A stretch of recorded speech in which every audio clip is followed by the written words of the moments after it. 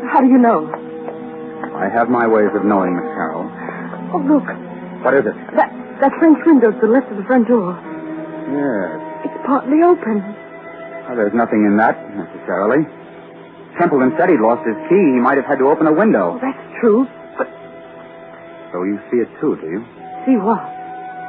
There's a footprint across the sill of that French window. A footprint made in wet clay. It's like the clay of the cemetery. So I should imagine. Will you go in first, or shall I? Into that dark room, I will not. Well, then stay here, please, until I get some lights on. No, wait. I'll go. Let me take your arm. All right, be careful now. Yes, I thought so. This room is the library. And there are more footprints of somebody or something walking in. They lead... Who's there? Who's there? It's only me, sir. Mrs. Bloom, the housekeeper. Then what's the idea of standing in a dark room in the middle of the night with what sounds like... It's only a music box, sir. I left it behind along with some other things and came back to get them. I've got my own key. I thought I heard a noise in here. But why aren't there any lights? The electricity's cut off, sir. It was cut off today. I see. Templeton is here, or was here. He must have had some kind of light. If I turn this flashlight on the desk, maybe... Be quiet, Miss Carroll. What is it, sir? I'm as blind as a bat without my glasses. It's Mr. Templeton. He's lying on the floor beside the desk. Oh, he isn't... No, he isn't dead. His face is the color of putty. I think he's had some kind of stroke. We'd better not take any chances. Mrs. Bloom? Yes, sir. Get outside to the nearest telephone and call for an ambulance. Tell him it's an emergency case. You're Mr. Wilmot, aren't you? But what's happened to him? Ask a dead woman. I beg your pardon. Never mind. Hurry. Of course I'll hurry, Mr. Wilmot. What are we going to do? Well, let's have a look around. Templeton seems to have been working at his papers by the light of a couple of candles, which somebody's blown out. We'll relight them. There's the desk. There's all the papers scattered round him. Mr. Wilmot, please. What happened to him? I'll tell you. As he sat there in the dim light of two candles, a ghostly figure appeared at that French window. It wore a long, old-fashioned skirt and a heavy black veil to hide the face. It walked toward Templeton, tracking graveyard clay.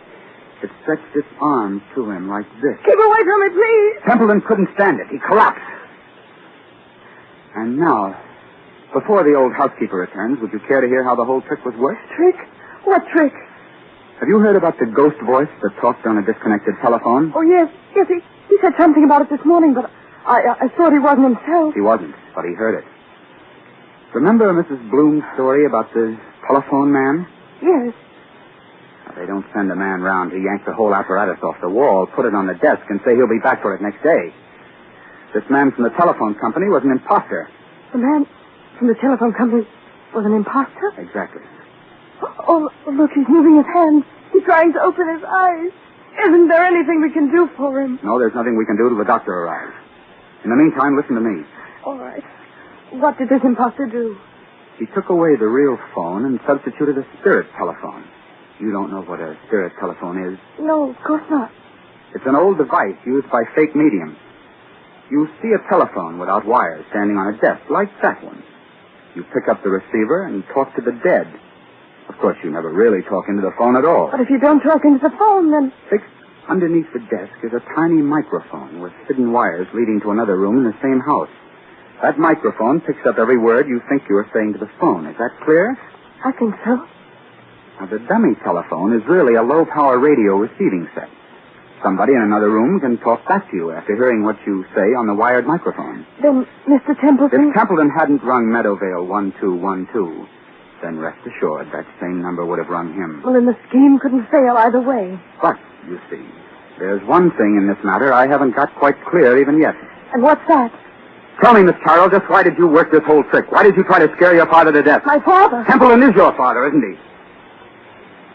That might be rather difficult to prove, Mr. Wilmot. By George, I admire you. Thanks very much. I'm flattered. Expressionless as ever. Eyes as hard and cold and blue and handsome as... Well, make your own comparison. But I knew you were guilty, of course, when I heard your fiancé was a radio technician. You can leave Frank out of this. Oh, you have scruples. Have I touched you? Nothing can touch me. Not since my mother died. Your fiancé installed the ghost mechanism and took it away today. He probably thought it was only a joke. He did, I swear he did. And the rest of it was plain enough. Who led Templeton to the wrong gate in the cemetery, past that woman's grave? You did. Who was the only one who could have stolen the key to this house off that key ring he took to the office? You were. You needed that key to come and go as you liked and impersonate the two voices on the phone. Is there any need to go on with this? He killed her, you know.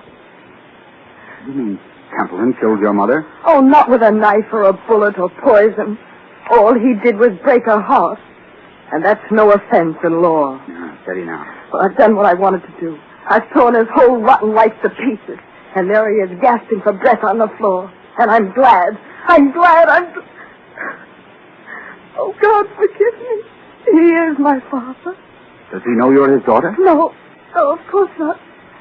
When I went to work for him as a secretary, he hadn't even seen me since I was a child. But I got near him. I worked for years to get near him. No, I wish I hadn't. Now, look here, you've got to pull yourself together. Why? Who cares? There's the ambulance coming and maybe the police. What do I care? Tell the police what you like. My dear girl, you don't think I'll tell them anything. I'm merely an onlooker. An amateur Satan who doesn't believe in ghost voices. Mary Ellen. What's that? Templeton, his eyes are open. He's trying to get up. Mary Ellen. It's as though he could see something that we can't What's see. that he's got in his hand? It's a revolver. He had one at the club. He's putting it against his chest. Oh, stop it. Look out! Look out! Oh, he did love her after all. And now he's tried to join her. Oh, don't let him die. He's all right, Molly. You grabbed the gun just in time. If he doesn't die, I'll make it up to him. I swear I'll make it up to him. I tell you now, he's not going to die. But Mary Ellen. What? Mary Ellen. But what? But what? Mary Ellen. I was just wondering, is there a ghost in this room tonight?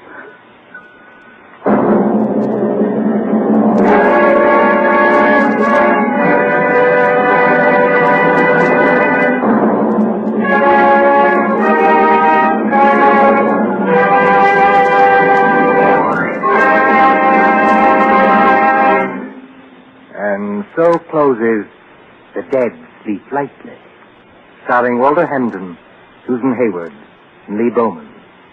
Tonight's tale of Suspense. This is your narrator, the Man in Black, who conveys to you Columbia's invitation to spend this half hour in suspense with us again next Tuesday. Miss Hayward appeared with the courtesy of Paramount Pictures, and Mr. Bowman appeared with the courtesy of Metro-Goldwyn-Mayer Studios. William Spear, the producer, John Dietz, the director, Bernard Herrmann, the composer-conductor, and John Dixon Carr, the author, collaborated on tonight's Suspense.